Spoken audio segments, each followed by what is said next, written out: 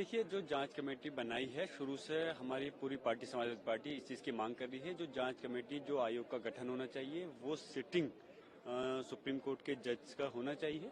इसलिए हम अभी भी वही इसकी पुरानी मांग पर कायम है कि हमें तभी इंसाफ मिलेगा जब सिटिंग जज सुप्रीम कोर्ट की उसमें कमेटी बनेगी।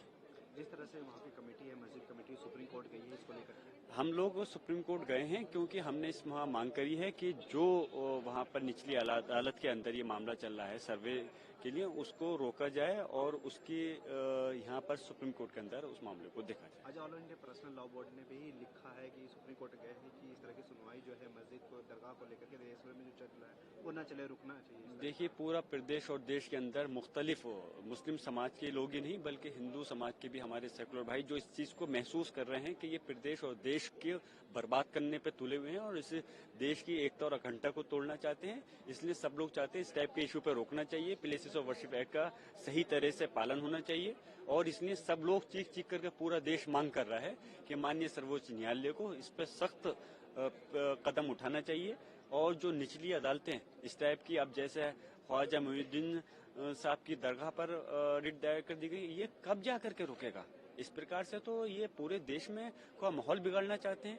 इस पर रोक लगानी माननीय सर्वोच्च न्यायालय को बहुत जरूरी है। पूरा देश इस चीज के लिए मांग कर रहा है। बट सर, जो एएसआई की रिपोर्ट आई है 1850 की, उसमें साफ तौर पर लिखा गया है कि पहले वहाँ मंदिर थी और जो सर्वे टीम भी गई है और जो रिपोर्ट पेश कर रहे हैं उसमें मंदिर होने के सबूत नहीं। कौन सी उसकी बात कर रहे हैं आप?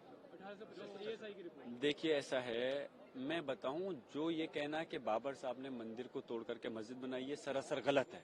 मैं इसको पहले भी कह चुका हूं। एक तो हमारे अकॉर्डिंग टू हमारे मुस्लिम लॉ के हिसाब से जो है, हम अगर अपने मुस्लिम समाज का भी कोई व्यक्ति है, दूसरे धार्मिक स्थल को तोड़ना तो बहुत दूर की बात है।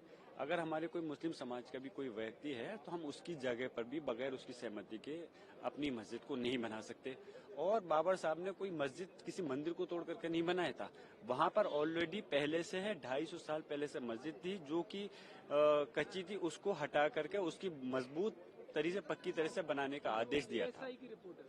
देखिए, एएसआई की रिपोर्ट अभी मैंने देखी नहीं है, देखूंगा तो जरूर बताऊंगा। और फिर अब आ जाइए लॉ के हिसाब से, जब वैसे मैं फिर से मैं इस बात को दोहरा रहा हूँ, वहां पे कोई मंदिर को तोड़ करके कोई मस्जिद नहीं बनाई गई है। हमारे लिए कानूनी मुस्लिम के हिसाब से वो जायज नहीं है।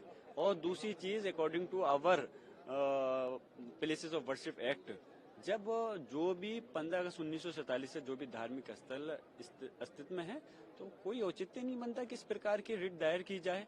ऐसा नहीं कि सिर्फ वो मस्जिद के लिए है, वो तो सारे धार्मिक स्थलों के लिए हैं। जब मुसलमान या दूसरे मजहब के लोग एक दूसरे को उस पर नहीं कर रहे, तो ये चंद लोगों को क्यों इस टाइप का माहौल खराब करने का मौका दिया जा रहा है? शुक्रिया।